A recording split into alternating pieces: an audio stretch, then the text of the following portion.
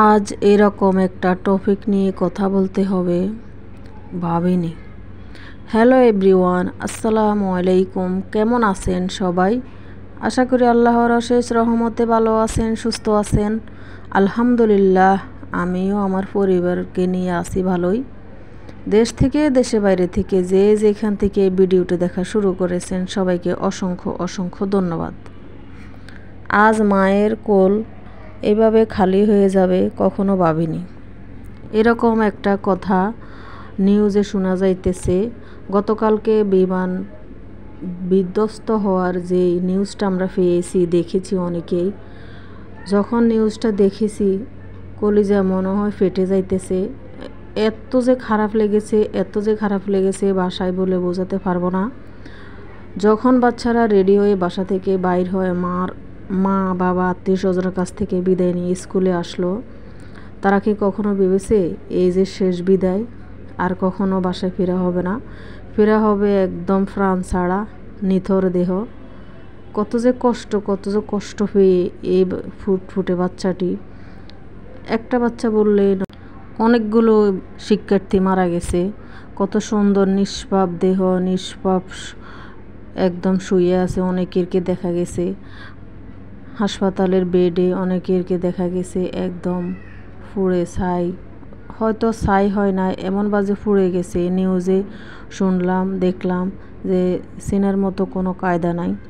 তো যাদের সন্তান হারাইছে তাদের মনের অবস্থা ভেবে দেখুন, কত যে কষ্ট পেয়েছে। এই কষ্ট ভুলার মতো কোনো কিছু পৃথিবীতে আছে কি না আমরা কেউই জানি না। কত কষ্ট করে আজকের এই দিনটা পার করতেছে এবং আগামী দিনগুলোও পার করতে হবে যত বছর মা বাবা বেঁচে থাকে। সরাসরি ক্লাসে ঢুকে যায় বিধ্বস্ত বিমানটা। একটা নিউজে দেখলাম রাইসা মনির খোঁজ এখনও পায় নাই। এক বাবার নাকি দাদা, কোনো পরিচয় দেওয়া হয় নাই, এমনিতে বলতেছিল এখনও রাইসা মনির খোঁজ পায় নাই। কত কষ্ট লাগলো একটা সন্তান পৃথিবীতে আসা থেকে, লালন পালন করা থেকে, যত বছর বাঁচিয়ে রাখে মা বাবাকে, কত কষ্ট করে একটা সন্তানের জন্য। আর যে বয়সে এখন একটা সন্তান মারা গেছে এই অবস্থায় পুড়ে, কেউ কি কখনো আশা করেছে যে আজকে আমার ছেলে বা মেয়ের শেষ দিন? কোনো মা বাবাও তো বলতে পারবে না আজকে এমন একটা দিন চলে এসেছে। বিধাতা যাকে যেভাবে নিবে সেভাবে যাবে। আল্লাহ হুকুম মতো আমাদেরকে যেদিন ডাক দিবে সেই দিন আমরা যাব। তারপরেও এরকম যাওয়া কি কখনো মেনে নিতে পারি? কখনো মেনে নেওয়া যায় না। কত কষ্ট, এই কষ্ট কিছুতেই ভুলে থাকা যাওয়ার মতো নয়। যখন বলছে রাইসা মনির খোঁজ এখনও পায় নাই, কত সুন্দর একটা নাম, যার সন্তান সেই কত আকুল হয়ে আছে সন্তানকে যেন ফিরে পায় জীবিত। কিন্তু তা কি সম্ভব? জীবিত পাওয়ার মতো তো এরকম কোনো ঘটনাই ঘটে নাই। এমন বাজে পুড়ে গেছে, মুখ দেখেও চেনা সম্ভব নয় যে আমার মেয়ে, ছেলে বা ভাই বোন। কীরকম লাগে এরকম দৃশ্য দেখে? কলিজা ফেটে একদম রক্ত বের হয়ে যায় এরকম দৃশ্য দেখলে, শুনলে। নিউজের মধ্যে যতক্ষণ আমি দেখেছি আমার শুধু চোখ দিয়ে পানি টপ টপ করে বেরিয়ে পড়েছে। তো এই টপিক নিয়ে কথা বলতে বলতে আমার ভিডিওর মধ্যে যে রান্না হইতেছে কিছুই বলতে পারি নাই।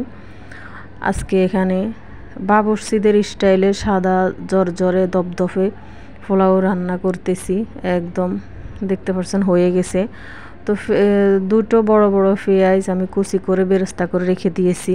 এখন পোলাও রান্না হওয়ার পর উপরে ছড়িয়ে ছিটিয়ে দিয়েছি। এখানে পোলাওর মধ্যে কিছু মিস্টেক ছিল, যেমন আলু বোখারা, তারপরে তেজপাতা, কিশমিশ, এগুলো আমার ছেলে পছন্দ করে নাই বিদায় আমি এগুলো দেই নাই।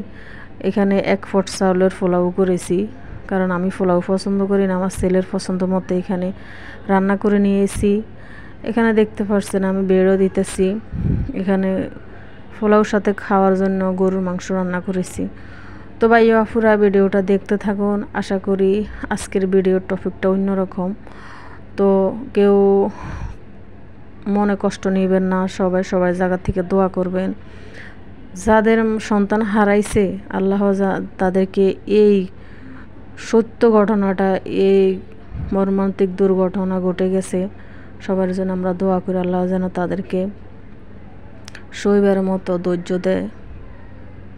আমার ছেলে নামাজ পড়ে এসেছে, এখন দুপুরের খাবারটা খাবে। তো ও কিন্তু আসার পরে আমাকে সালাম দিয়েছে।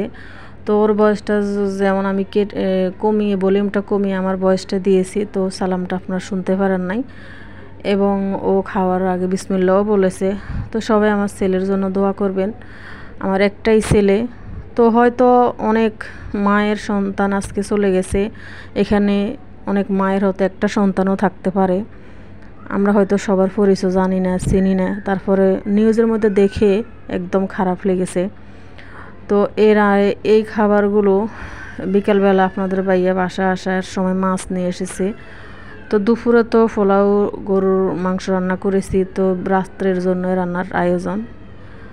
তো পোলাও কিন্তু অল্পই রান্না করেছি আমার ছেলের জন্য, আমি পছন্দ করি না, আর আমার হাজব্যান্ড আজকে খাবে না, এজন্য উনি বাসায় ছিল না দুপুরে। তো রাত্রে খাবে, রাত্রের আয়োজন এখানে রান্না করতেছি আর কি। গতকালকে এই বিমান বিধ্বস্ত ঘটনা ঘটে গেছে এবং নিউজের মধ্যে আমরা সবাই কিন্তু জেনে গেছি। তো পাইলট ছিলেন তকির ইসলাম সাগর, উনিও নাকি নিহত। তো কত কষ্ট যে মায়ের সন্তানকে পালন করে ছোট থেকে বড় করে লেখাপড়া শিখিয়ে পাইলট বানিয়েছেন।